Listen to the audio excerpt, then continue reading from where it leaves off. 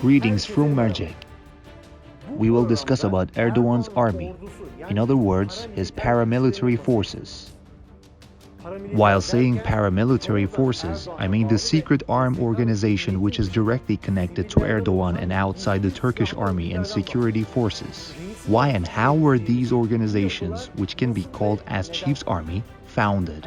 While there are Turkish army and security, why does Erdogan need this kind of organizations? Who are the members of these organizations? What is the role of Russia in these organizations? In this program, we will focus on Erdogan's paramilitary forces, the Chief's Army.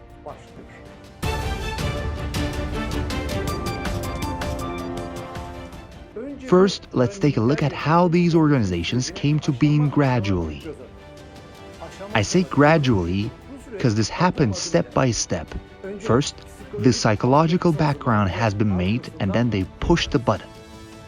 Erdogan's polarization of the society, radicalization of his supporters, encouragement of owning weapons and hitting the streets, being close with mafia leaders have been the steps and side factors of this period. The paramilitary organizations which had already existed in pre-Erdogan Turkish state tradition, also known as Turkish Gladio or JITEM, have been role models for new paramilitary structure. In addition, TV shows such as Valley of the Wolves did the psychological groundwork for this kind of organizations during Erdogan's administration.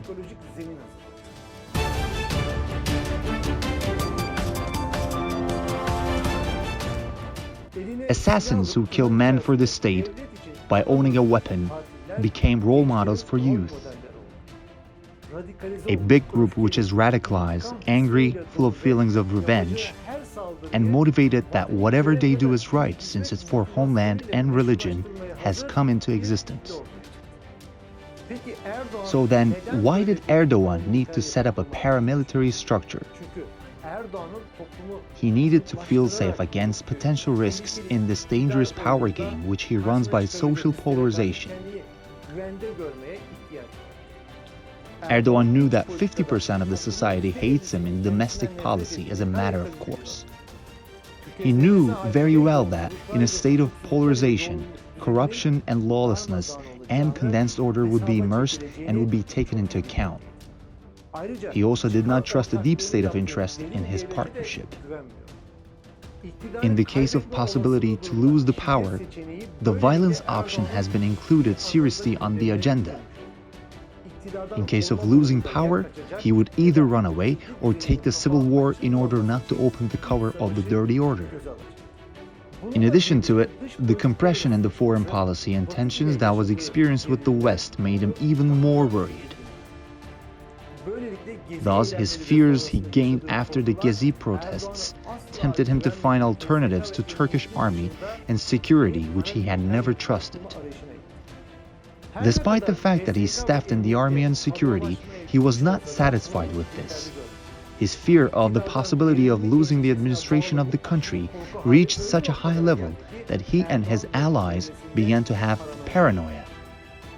Let me give an example for this paranoia caused by the fear.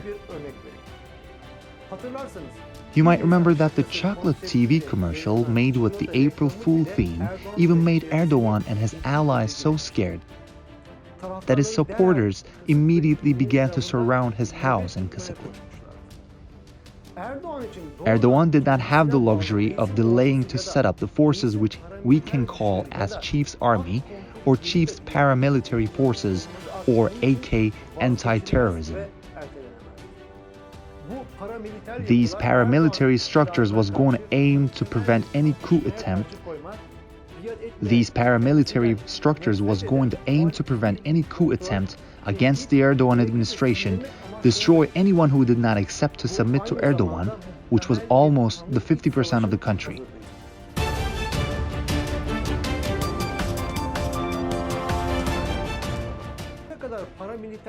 Even though these structures were illegal, AKP created a legal base for them.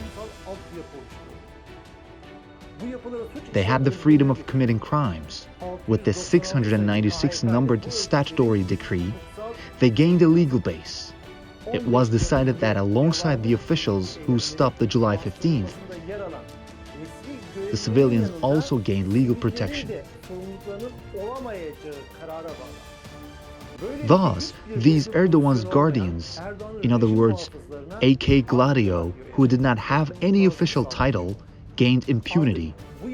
They were never going to be held accountable for any crimes they committed anymore. Another remarkable statutory decree was announced. This was the 691 numbered decree. According to this decree, the imprisoned terrorist organization members could be armed legally. This meant the members of terrorist organizations such as Ibdace, Al-Qaeda, Hezbollah could be armed for the government. In addition, almost 100 Hezbollah leader prisoners convicted to long-term sentences immediately got released. Thus, all the Hezbollah militants who were killing their enemies with hog ties were immediately released. These releases are reminding us the Armenian and Dersim massacres, Hamidiye troops, the Devshirme armies, which were used by the state since the Ottoman Empire.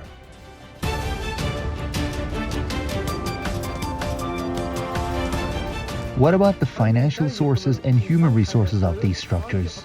Would they be provided from the terrorist organization members in prison? Absolutely no. The ISIS, Nusra and FSA militants, who were brought from abroad, would be used in these structures. Another source for militants was the organized crime groups, in other words, mafia.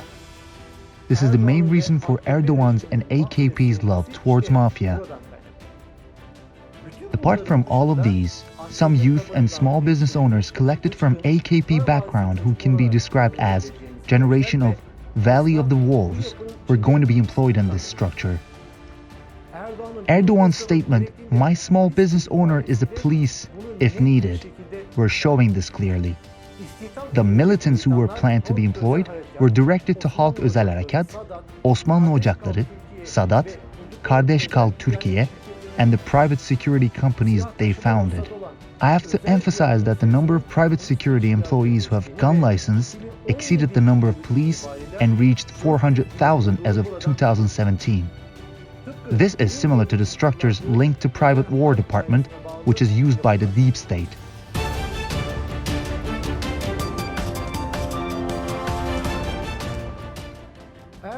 In Erdogan's speech, where he made on the iftar program of the Interior Ministry with Interior Security Departments about the people arrested during the July the 15th staged coup, he said, if those people serve their punishments and are released, as a matter of fact, our society will give them the necessary punishment every time they meet.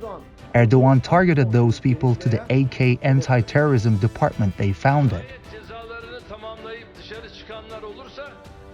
Zaten milletimiz sokakta her gördüğünde onlara gereken cezayı verecektir. Mafia leader Sedat Peker, who is very close to Erdogan, made a similar sentence and said, "I and my friends will hang them on the flagpoles." It is useful to remember military school student Nevzat Atik at this point. He was 27 years old and prosecuted for the July 15th staged coup, imprisoned for 19 months and released afterwards.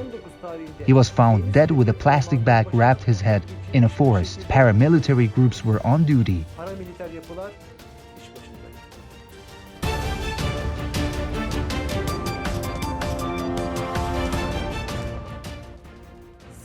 The most clear confession about arming civilians after July the 15th coup attempt came from Şeref Malkoç, who was one of the key advisors of Erdogan. On a TV program, Malkoç confessed that they would arm the people against a possible coup attempt. Sayın İçişleri Bakanımız bununla ilgili yasal düzenleme talep edecek. Milletimizin ruhsatlı silah almasının önü açılacak. Ha, Türkiye'de olay oluyor, birbirini vurmalar. Bakın çoğu ruhsatsız silahlarla oluyor. Ama darbeye teşebbüs edenlere karşı milletin meşru müdafaa hakkını korumak için silah ruhsatı vermenin önünün açılması lazım. Sinan Ogan also stated that AKP is distributing weapons to civilians. They carried out a paramilitary structuring that is called Special Public Operations. Ogan says, especially after the 15th of July, we know that time to time, random people who are butchers, workers, barbers were taken to camps and trained and taught how to use weapons. He said that there is a plan to draw this semi-military power to streets and have them attack the other part of the community. Selamünaleyküm arkadaşlar. Şu anda çatışmadayız. Bu adın ismi.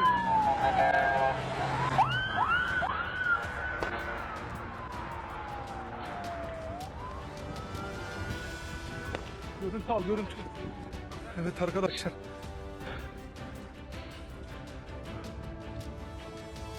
İçeride şu anda Fethullahçı ve layıkçı köpekler devlete mukavemet etmeye çalışıyor. Polisimizin yardım istemesi üzerine yardımlarına geldik. Dua edin inşallah. Selamünaleyküm. This militant who has beard, hat, sunglasses, and a gun in his hand is on his duty on 15th of July. Let's analyze this video now. It is interesting that this man is called by the police, he claims. This gives a clue about the relationship between police and this paramilitary structure. We would say that he would have been trained by police officers. Why would he have been called to a scene where there's confrontation? It is unavoidable that he shows his gun to the cameras with full of confidence.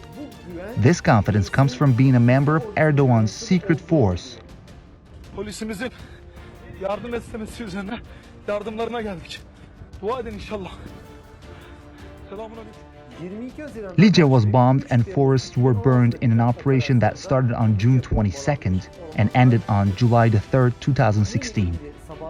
The statement of Sabahat Tuncel is important regarding the claims about the AK anti-terrorism. She says, soldiers are detaining 34 villagers, a team is coming, they have beard, Arabic tattoos on their arms, and are trying to burn the villagers by pouring gasoline on them. They say, we will burn. If the officer allows them, they will do it. I don't know if they were members of a department linked to Erdogan. I want to draw your attention to bearded and Arabic tattooed team. They are similar to the men who were running to cut heads after they were called by police on the bridge on July the 15th. I just showed on the screen. Yes, alongside these beheaders, some ISIS and FSA militants took role on July the 15th. I would like to remind you that Hakan Fidan, the chief of the Turkish intelligence service, had a meeting with Muaz Hatip, one of the Syrian opposition leaders, just before the coup attempt. So, who are the trainers of this Gladio and who is organizing them? All the signs are pointing at the Sadat. In the code of Sadat, who is operating in strict confidence, there are courses for sharpshooting, war, sabotage, assassination, psychological war.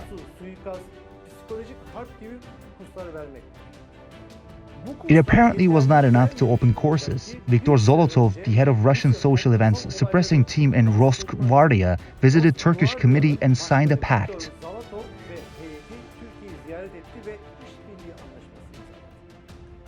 This team is known as Putin's personal army, and it is still not clear if it will train the tyrant's army in Turkey. The AKP regime applies the tactics they inherited from Turkey's old times. The secret military organizations that killed innocent people in acid wells, white Renault Taurus vehicles have been replaced with AKP regime's guerrillas and Volkswagen transporters. Kidnappings in the middle of the day is still going on, and innocent people are tortured at a farm in the capital city of Ankara. The innocent people are killed in the jails and retention centers.